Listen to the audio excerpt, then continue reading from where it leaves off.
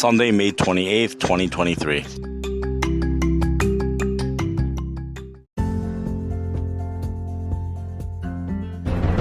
You are listening to Weather with Enthusiasm.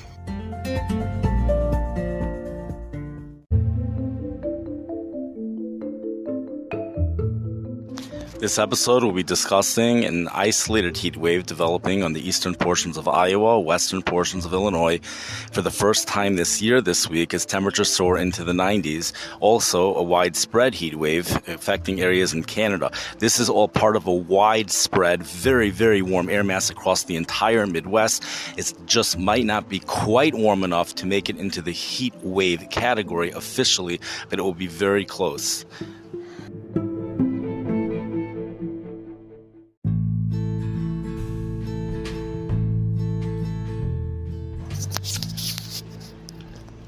We have a very fascinating weather map this week, and a person could really spend hours just looking at it, and there's not much time, so this is just going to be a start.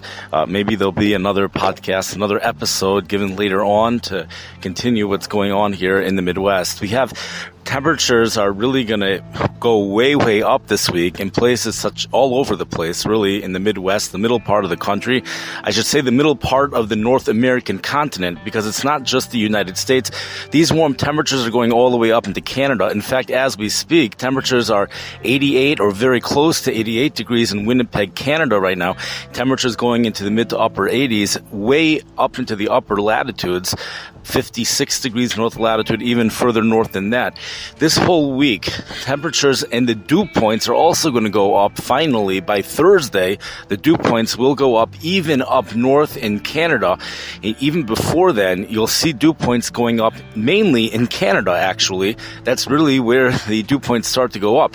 We're going to be seeing very dry air here in the Midwest, and that's going to be responsible for very strong efficiency in heating up those temperatures. Dry ground, temperatures going well into the 90s. Several days, at least 4 consecutive days of temperatures in the 90s. For people who live on the Illinois-Iowa border, temperatures going into the mid-90s. It's an interesting situation. We have the European computer model showing solid 90s starting Tuesday already for those areas. The GFS, the National Weather Service model, is not showing anything even close to that. But all forecasters are going, well, at least the ones that I saw, are going with the European computer model. Temperatures going well into the 90s. Many locations will be seeing close to record heat, but not quite record. We have the St. Louis area, but for St. Louis, it's just almost a classic situation. It's above normal. Normal highs are in the low 80s this time of the year.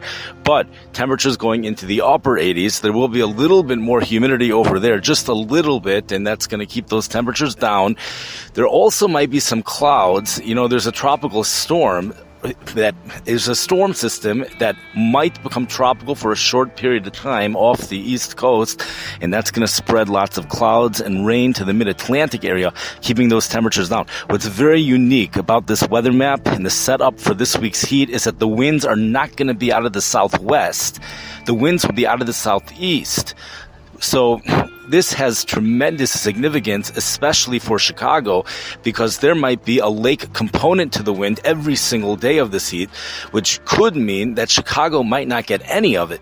You know, places well inland in the Chicago metropolitan area, like Kankakee, will likely see temperatures mid to upper 80s. The National Weather Service for Chicago is saying temperatures well inland going into the mid 90s. They're saying that it's a good chance, because of the dry air, temperatures could go into the mid 90s. The peak of the heat is in western Illinois, eastern Iowa, right along the Illinois-Iowa border. That's the peak. It's not the places further south. It's then temperatures kind of go down, but not that much. Low 90s expected up in the northern parts of Wisconsin. What's totally amazing is that we have a southeast wind, but you still have these cities which have a lake to the southeast of the city up north. Temperatures are still forecasted to get into the upper 80s and low 90s, even up there. Chicago's not, especially when you get close to the lake, but it could be, it's very hard to forecast those things, but a southeast wind, usually it's always southwest, and that's probably because of the low pressure off the East Coast. Usually, what brings in our heat and humidity, especially by the month of June, is the Bermuda high pressure. It all originates with the Bermuda high pressure that situates itself off the southeast portions of the United States. It brings a south-southwest flow across a large part of the country. This includes Baltimore, and many cities get hit at the exact same time.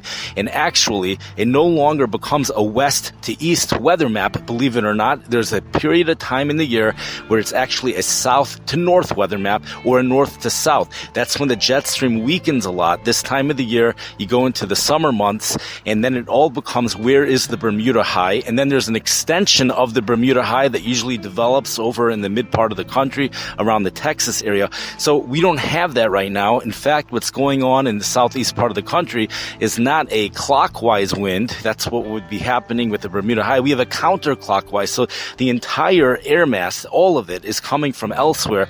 So we don't have that, the air coming over the Gulf of Mexico, moving up north. It's just an area right in the middle part of the country. Temperatures going way up in New Orleans, Louisiana, because it's going to be really dry until finally the high humidity moves in by Thursday.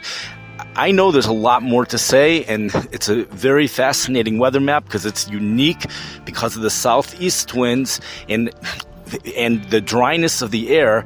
And what's also unique is just the way it's not uniform. It's going from, you have heat, a little bit of some peak heating down south. Temperatures generally, though, remain in the upper 80s. Then temperatures soar up into the mid-90s around the Illinois, Iowa area. Temperatures kind of drop a little bit, upper 80s, low 90s, and also with the dew points, you have the dew points kind of drop. They're like in the mid 60s on the Gulf Coast. They drop into the mid or upper 50s around the western Illinois, eastern Iowa area, which is actually in the Midwest Corn Belt. Kind of strange for it to drop over there. And then the dew points start to go back up as you head into Canada. Dew points go up into the mid 60s, and we have places which are going to officially be humid all the way up in Canada. So a very unique weather map, and there's probably, you could find these types of situations. It's not just one thing unique, it's a whole domino effect.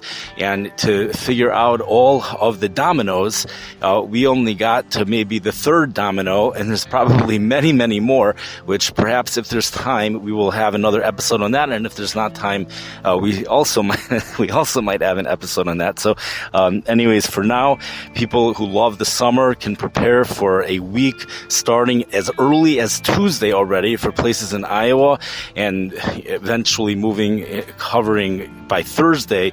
It's solid on Thursday.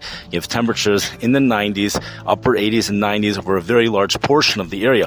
The Environmental Canada starts issuing heat advisories when the temperature is 30 degrees Celsius or higher, which is 86 degrees Fahrenheit. So you're going to have a lot of places in Canada under a heat advisory. It's this part of the country. It's called a Rex block weather pattern, although that pattern's breaking down, and that's when we start to get the heat, actually. So it's not the Pacific Northwest, really. It's right around here. Indications are, according to long-term weather forecasters, I think this came from the St. Louis National Weather Service, is that we return to a below normal weather pattern for next week. And again, none of this might be felt in the Chicago area because these are southeast winds. But very close to Chicago, we will be seeing some serious summer heat, and perhaps at times, in Chicago, perhaps. Anyways, I wish everyone a great week. Enjoy. It's dry again, so enjoy. The outdoor enthusiasts will love it. The farmers, it's even good. There's even some good that comes out of it for farmers, but realize we are in the beginning stage of a drought here in the Midwest.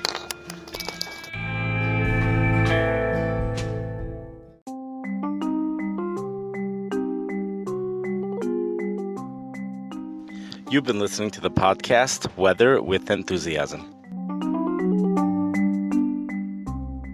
We have two things going on. We have evaporative cooling, and we also have dynamic cooling, and the two are coming together to produce a major snowstorm in the deep south. The only time you could blame cold air on climate change is when it's a result of the stratosphere warming, which is what causes all the Arctic air to come down south.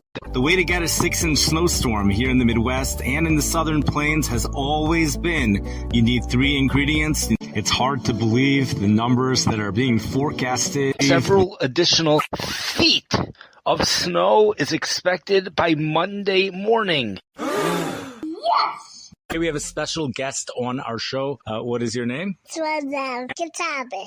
27.1 barometric pressure. Feet of snow are falling in Japan. Oh my God. That's a time of celebration. Just Google weather with enthusiasm and they're all going to come up.